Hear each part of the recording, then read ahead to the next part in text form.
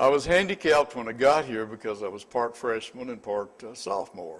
I'd had the courses I mentioned, but I had not had elementary surveying. I did not have what we call engineering drawing, which is now graphics, I believe.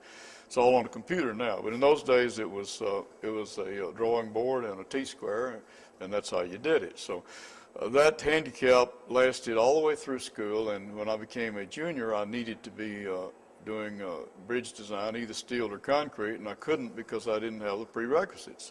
Therefore, I had to do both concrete and steel as a senior, and I was taking 21 quarter hours when my friends were taking 16, so I was a tired puppy. I carried the fact that I learned how to be an engineer, and I was able to get a job in Memphis as a structural design engineer.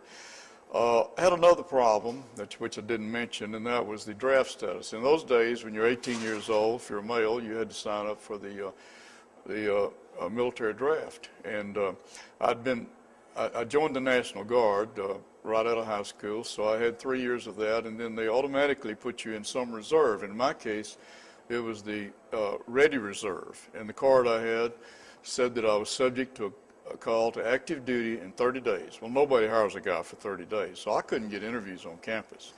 And then I still tell people that the Lord sent me this little blue card that said standby reserve. I said, I can get a job now. And I'd already been to Nashville and taken all the exams for OCS. I was going to become a naval officer rather than being going into the Army as an enlisted man.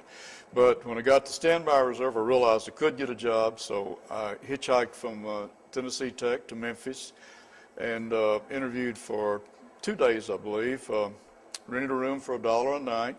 I'd been taught that when I was selling Bibles door to door. Always get a room for $1 a night, Ray. And of course, the lady always says, you do not have kitchen privileges now, and I will not clean your room.